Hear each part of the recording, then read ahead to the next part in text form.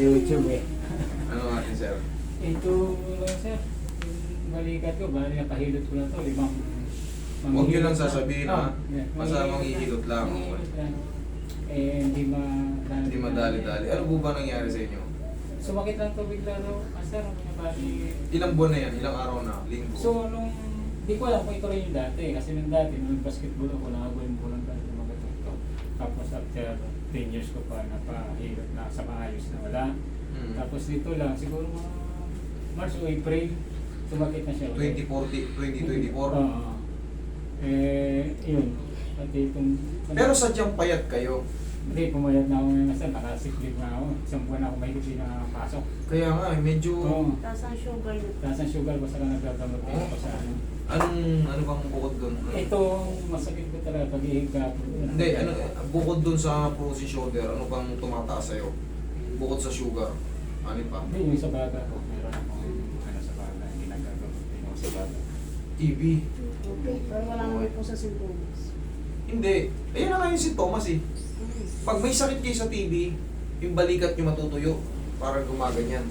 Yung likod nyo parang, ayan, yung katawan nyo nakakayayan. Oo.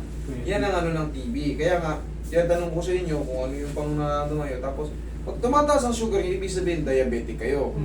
Pag diabetic kayo, 90% of diabetic person bibisitahin ng frozen shoulder. Kaya nagtataka ka ba? Oh, yun Ito nga, sumakit yun eh. nga lagi na... Di ba naririnig mo yun? Halos lahat ng video ko, Basta- ito mga recent, mga datu. Frozen.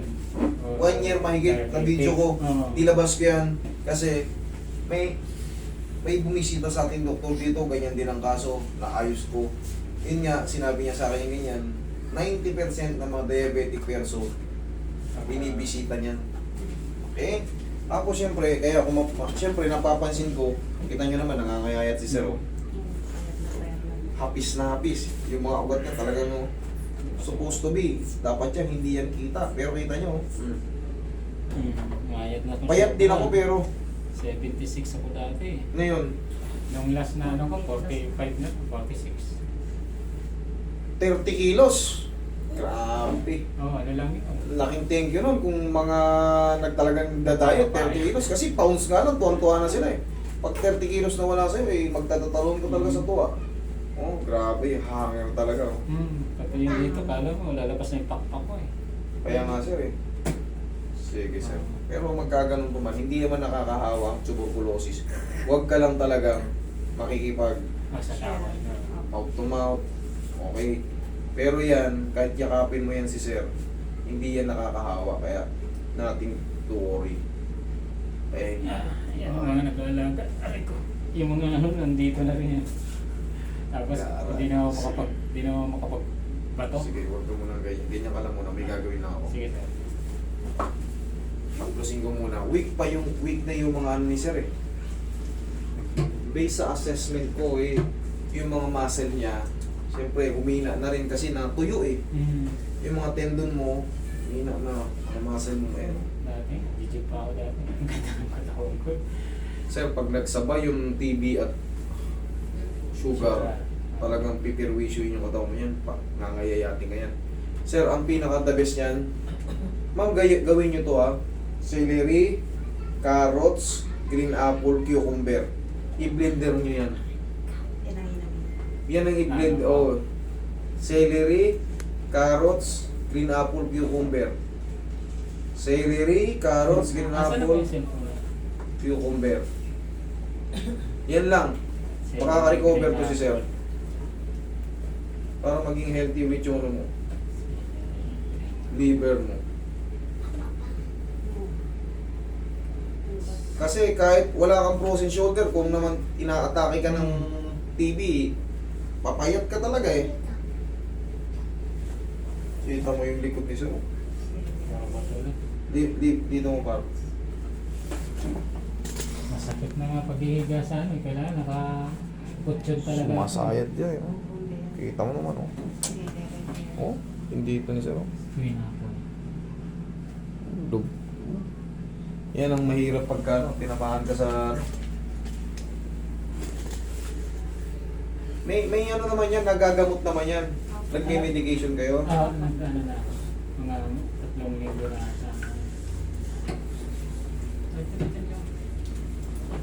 Ganyan ka lang sir ha? Kasi hindi na kita padadapain. Dadayain na natin kasi medyo weak yung katawan ni sir. Tsaka yung mga buto niya talagang sait na sait. Kahit nga raw sa paghiga, medyo sumasayad to, sumasakit, di ba? Yes, sir. Kaya kailangan nakapotsyon talaga kasi higa. Kaya medyo, siyempre hindi. Pansamantala ngayon sir, puro haplos at adjust lang nito. Wala pa muna yung mga gagawin ko katulad ng ano. Pero within 6 months sir, sana bumalik na kayo sa dating ano. Kasi ang medication nito, sasabihin naman ng doktor yan kung ilang buwan ang gamutan eh. Oo. Pero gumagaling yan. Maniwala lang kayo, gumagaling yan. Basta dire-diretso lang ang medication. Pag medyo kinakapos kayo, ngayon natin gamitin yung mga politiko. Magbobotohan ngayon, lumapit kayo sa mga gobyerno. Ngayon nila tayo kailangan din natin sila ngayon. Para hindi puro pangako. Diba? Yung mga politiko, kailangan natin yan. Kailangan nyo kami, kailangan din namin kayo. Okay, relax lang. 1 month na po yung nakahid. 1 month na siya nakalib. Hindi ko na maabot yung hindi ko.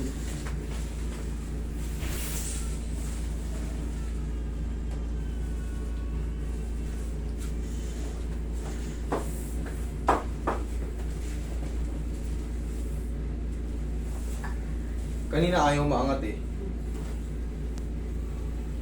O yan. Kanina dyan, O, ngayon, o. Diretso na. Okay, wait lang. Sir, kailangan talaga muna makarecover yung mga muscle mo, ha? Ako. Wala, natuyok na talaga, oh. Kita nyo naman, oh. Pag wala kasing muscle, wala na rin lakas. Wala, doon tayo kukuha ng pwersa eh. Pag muscle, walang power.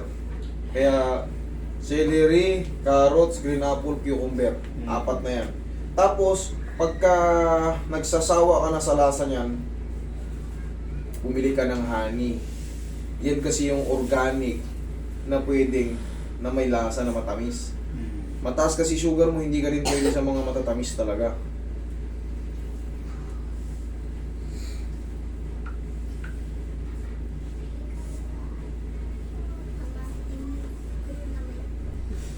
Gusto mo yung amoy.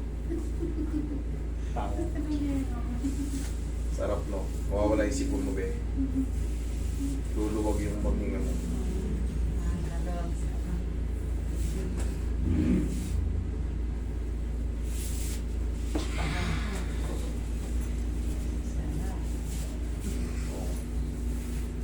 Yan.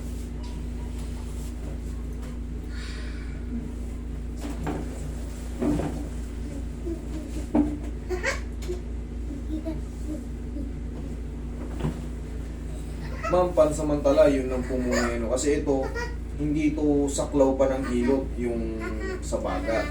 Kaya medyo, no, yung sa panlabas, kumbaga, ina-plus ko lang ng banayad kasi hindi talaga siya pwedeng diinan. Dito, nag-adjust naman natin. Nakita nyo naman, o kanina, ganyan, ganyan. Okay? Ma'am, pansamantala, sir. Ito muna may tutulong ko sa'yo, ha? Tapos, yun nga, yung tinuro ko sa inyong iinumin. Celery, carrots, green apple, cucumber, para mag... Kasi pag naka-recover na yung baga ni sir, tapos yung tulong ng medication, sa tulong ng iniinom nyo, pag naka-recover yung mga muscle, magre-recover. Madali lang yan, kaya ko yan eh. Okay, tapos yung exercise mo lang sir, ganyan ha. Para hindi na hindi na mag-frozen ulit. Okay? Yan dito, poster. Dito ano Hindi pa yan muna mapiperfect. Pero at least naaangat mo na nang walang pain. Hindi naman kailangan perfect na perfect eh. Kasi under ano ka pa eh. May masakit pa sa mga ubos yung muscle eh. Ubos yung mga ano. Okay? Medyo nag-ano pang ngayon eh. Medyo nagkaroon pang konti eh. Kasi nung December talagang ano yan eh. Sige sir, magsipag-sipag ka muna kumain at exercise ng konti ha. Oo, malakas ang Magpa-araw ka ha. Ah, Sige, thank you sir ha.